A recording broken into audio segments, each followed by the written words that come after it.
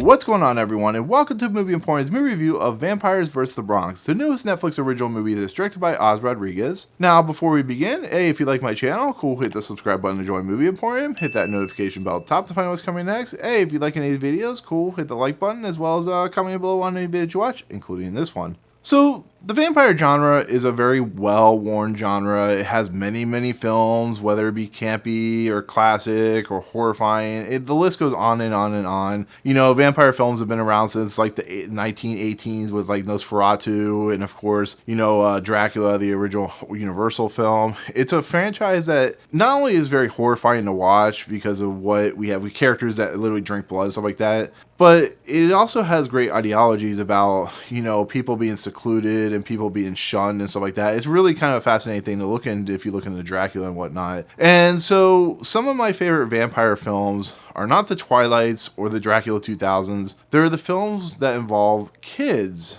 And the reason I say this, I motion a lot of times to like Fright Night and Lost Boys, is there is a fanciful wonderment and a kind of interesting ideology about using kids in horror films like this because they're innocent, because they're pure, because they have a lot of great reactions to these vampires, and they're just a lot of fun to watch.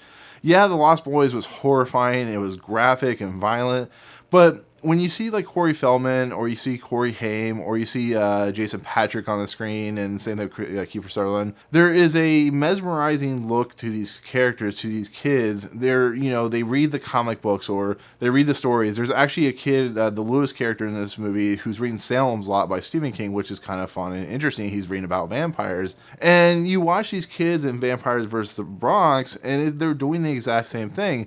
They're like finding holy water and garlic and they're trying to survive. They're trying to warn their parents and their parents aren't listening to them. And I love those types of films. I have grown to truly love Fright Night just for that simple fact of these kids are trying to do everything in their power to save their family, but their family is a bunch of morons a lot of times. It's really a great thing to watch. So that's why going into this movie, watching the first trailer, I like the idea of taking not only this idea of vampires and kids, but taking it into a different setting, an urbanized setting like the Bronx, which is a very urbanized, very traditional roots type, city in New York.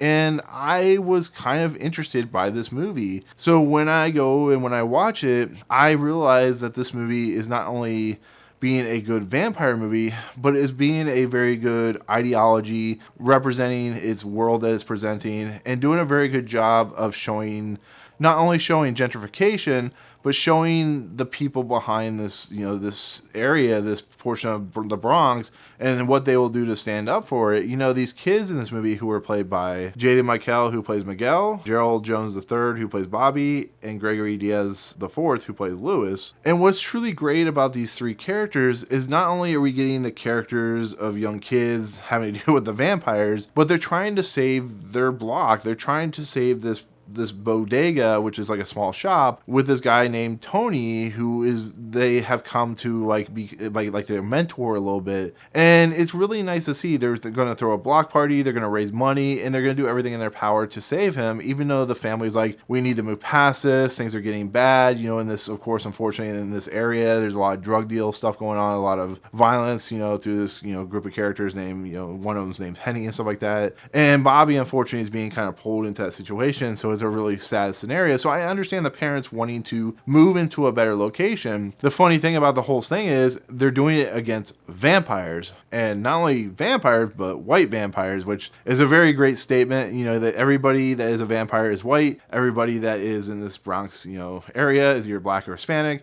So there is a lot of substance there. There is a lot of interesting thoughts that is being put out there by Oz Rodriguez in this world of what we're dealing with today, with the whole, the police force are on the vampire side and so on and so forth. And the way there's scenes in this movie where the kids actually mention about being scared of certain situations. And I think that's a very interesting and very honest opinion about the world that we're being portrayed. They just do it in a very fun, energetic, exciting setting. And we have a character who's played by Shea Whigham, who is actually kind of like the character that is looking over the vampires and stuff like that. And he plays a real estate agent. And I found that kind of fun and unique and kind of crazy that the vampires are trying to build this building so they can have their own nest or hideout or something like that. There's a great scene at the very beginning of this movie that involves Sarah Gordon, who plays Vivian, and she walks into this like nail salon.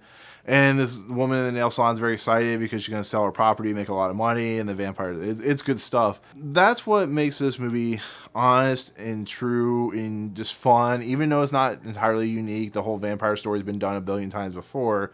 But I think when you put it in the setting, I think when you do it in the situations that you do it in, I think when you give us characters that are unique and fun and kind of original and exciting in their own right, I think you get a great looking movie, a great fun movie, and just an entertaining movie. The visual effects are a little wonky in this movie, and some of the characters that involve the vampires aren't the greatest and aren't given a lot to do.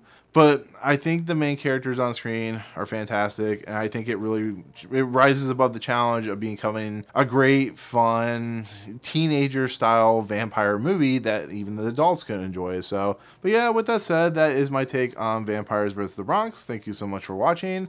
Let me know in the comments below what you think of this movie. You know, it is out now on Netflix. It's a Halloween season. Good time for a horror film. So if you enjoy it, let me know why. If you dislike it, tell me why as well. But otherwise, thank you so much. If you like my channel, of course, hit the subscribe button to join Movie Emporium. Hit that notification bell at the top to find out what's coming next. Hey, if you like any of these videos, cool, hit the like button and comment below on any videos you watch, including this one. Otherwise, I'll see you guys on the next video. Peace out.